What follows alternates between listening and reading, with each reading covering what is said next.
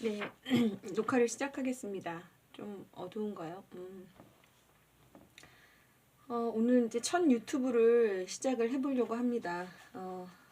유튜브를 생각을 계속 하고 있었는데, 제가 뭐 녹화하는 거, 뭐 음악도 올리고 싶고, 뭐 여러 가지 다 갖춰진 다음에 하려고 하다 보니까 계속 안 되더라고요. 근데 오늘 우연히 제가 요즘 신해철 씨 다시 노래랑 신해철 씨 예전에 방송했던 것들, 뭐 고스트 네이션 그런 것들 다시 듣기를 좀 하고 있거든요. 유튜브 통해서. 그래서 참 요즘은 유튜브가 좋다.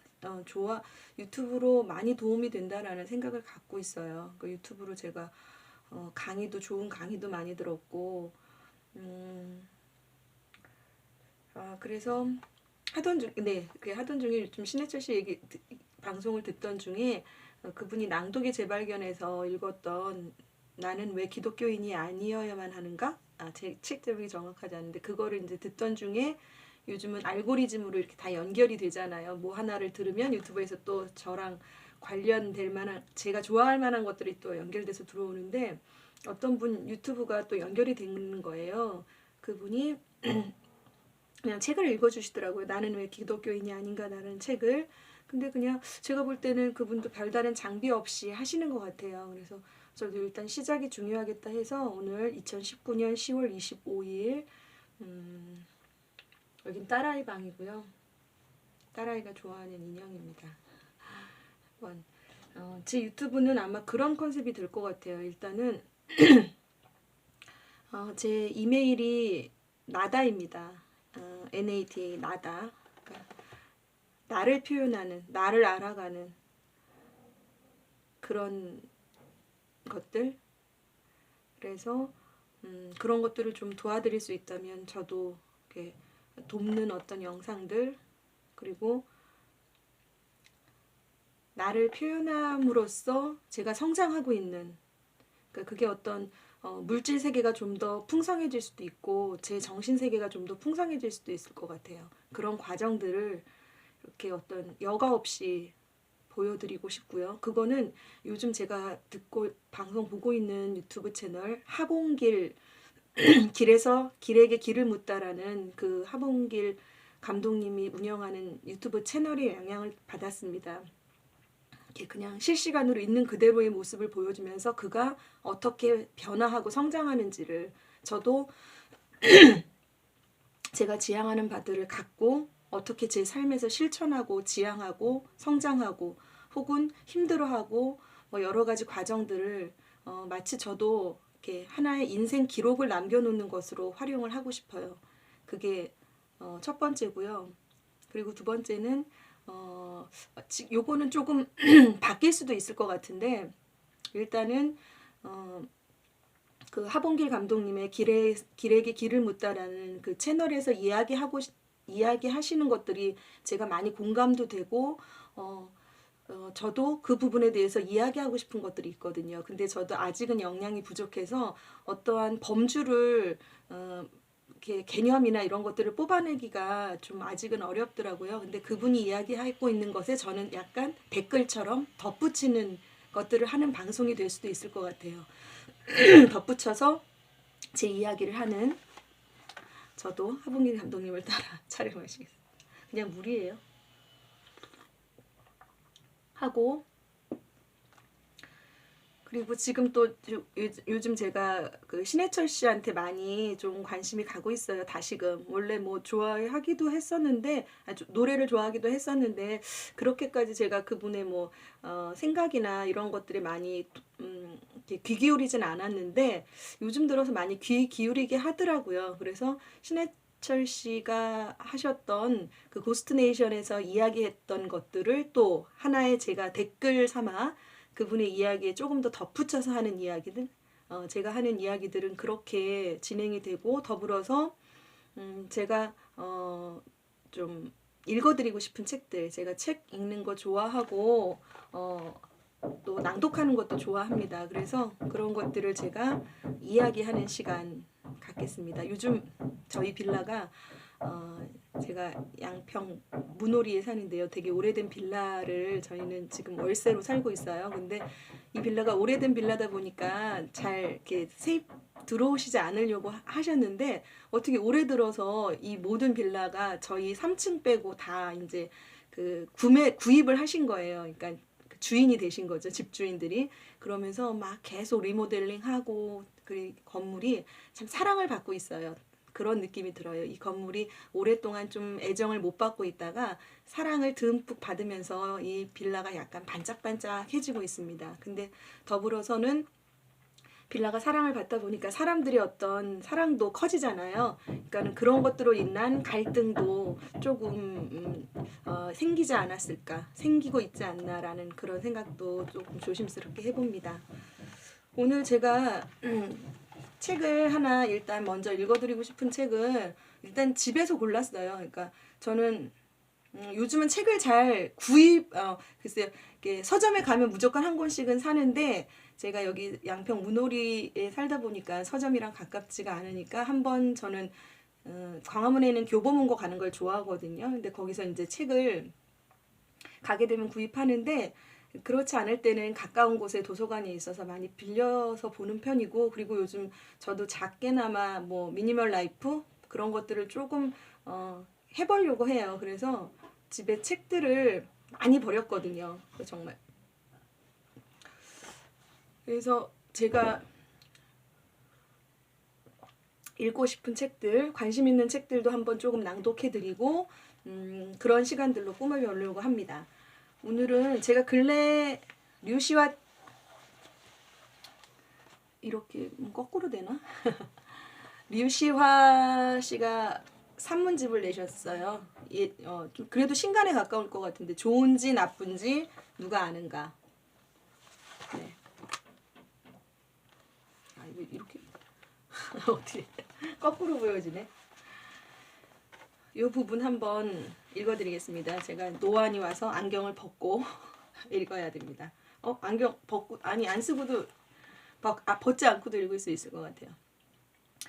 좋은지 나쁜지 누가 아는가? 대학 졸업을 앞두고 장차 무엇을 할까 고민하던 중에 친구가 모 언론사의 입사 지원서를 구해왔다. 그는 함께 지원하자며 내게도 한 장 내밀었다. 잘하면 외국 특파원으로 나갈 수도 있다는 친구의 말이 결정적이었다. 우리는 운이 좋으면 히말라야로 취재를 떠나 성자나 외계인과 인터뷰하는 특종을 터뜨릴 수 있을지 모른다고 농담을 하며 열심히 지원서를 작성했다.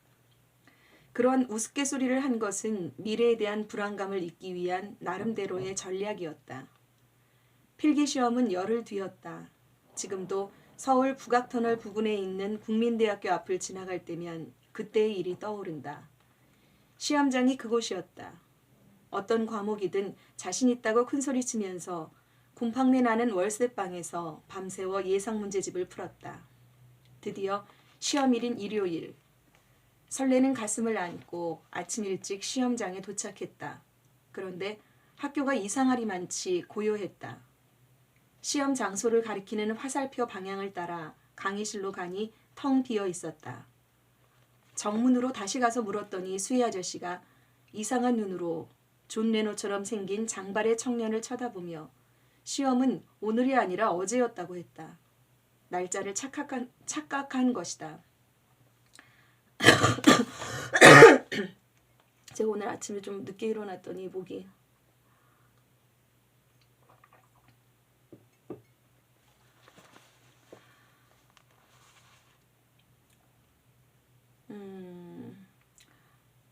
망연자실 서 있다가 수희 아저씨의 눈초리가 하도 강렬해 학교 앞 골짜기에 있는 국밥집으로 가서 아침부터 혼자 술을 마셨다. 사회에 편입될 수 없는 천형을 받은 자신을 한탄하며 인생이 첫 구간부터 막혔다는 불길한 생각을 지울 수 없었다.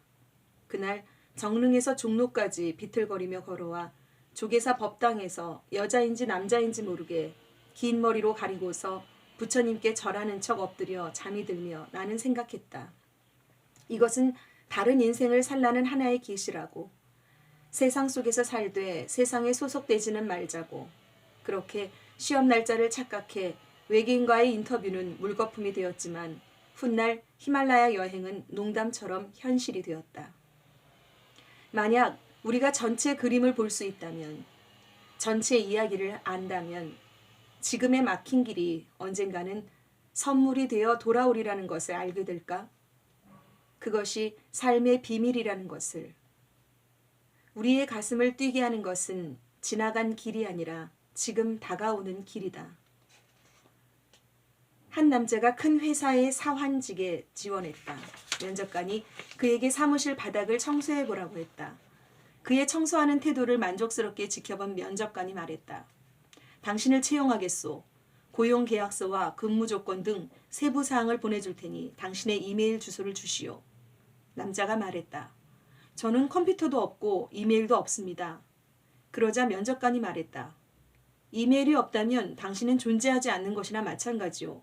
미안하지만 우리 회사는 존재하지 않는 사람을 고용할 순 없소. 남자는 희망을 잃고 그곳을 떠났다.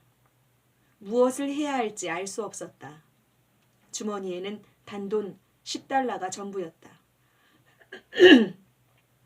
고민하던 그는 과일 도매상에 가서 10달러짜리 토마토 한 상자를 샀다.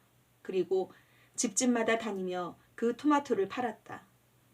2시간도 안 돼 그는 전 재산을 2배로 만드는 데 성공했다. 같은 날 그 일을 3차례 반복한 결과 80달러를 주머니에 넣고 집에 돌아갈 수 있었다. 이런 식으로 살아갈 수 있다는 것을 깨달은 남자는 아침 일찍부터 밤늦게까지 날마다 토마토를 팔았다. 매일 그의 재산은 2배 혹은 3배 늘었다. 얼마 후에는 수레를 사고 또 얼마 후에는 트럭을 샀다. 곧이어 여러 대의 배달 트럭을 구입했다. 5년 후 이 남자는 매우 큰 규모의 식품 도매업체 사장이 되었다. 성공한 남자는 가족의 미래를 위해 보험을 들기로 결정했다. 상담을 마칠 무렵 보험사 직원이 그의 이메일 주소를 물었다. 그러자 남자는 대답했다.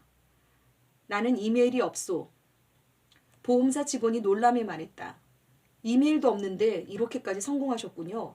만약 이메일이 있었다면 지금쯤 무엇이 되어 있을지 상상이나 하시겠습니까? 남자는 잠시 생각하더니 대답했다. 아마도 사환으로 일하고 있겠지요. 좋은지 나쁜지 누가 아는가. 삶의 여정에서 막힌 길은 하나의 계시이다. 길이 막히는 것은 내면에서 그 길을 진정으로 원하지 않았기 때문인지도 모른다. 우리의 존재는 그런 식으로 자신을 드러내곤 한다. 삶이 때로 우리의 계획과는 다른 길로 우리를 데려가는 것처럼 보이지만 그 길이 우리 가슴이 원하는 길이다. 파도는 그냥 치지 않는다. 어떤 파도는 축복이다.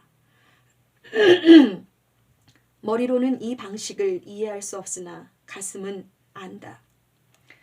요 단락 제목이 소단락 제목이 좋은지 나쁜지 누가 아는가라고 거거든요.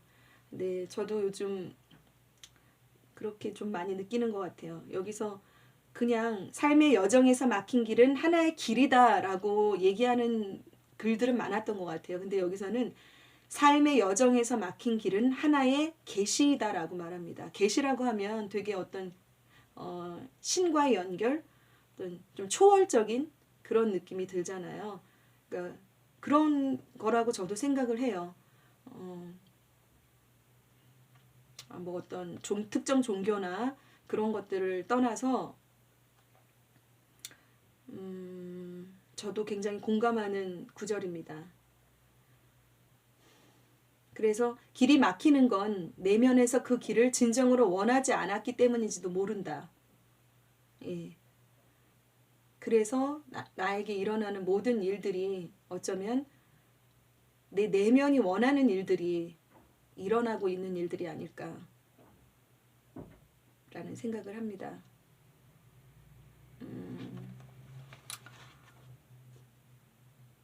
뭐 정리가 안 됐지만 어제 좀 신랑이랑 굉장히 많이 다퉜거든요. 지금도 그런 상태고, 그래서 어떤 하고자 하는 일이 좀 막혔었고, 그리고 안 하려고도 했었고, 근데 저는 오늘 제가 이 글은 근래에 제가 읽었던 책 중에서 좀 가슴에 와닿고 그래도 좀 소장해도 괜찮겠다 싶은 책으로 갖고 있었던 책이라 제가 오늘 이 책을 바로 유튜브 오늘부터 시작해야지라고 하면서 가져왔던 책인데 이 부분을 읽으면서 이 책이 나에게 이야기해주는 부분인 것 같아서 저도 많이 위안을 지금 받게 되네요. 네, 감사합니다.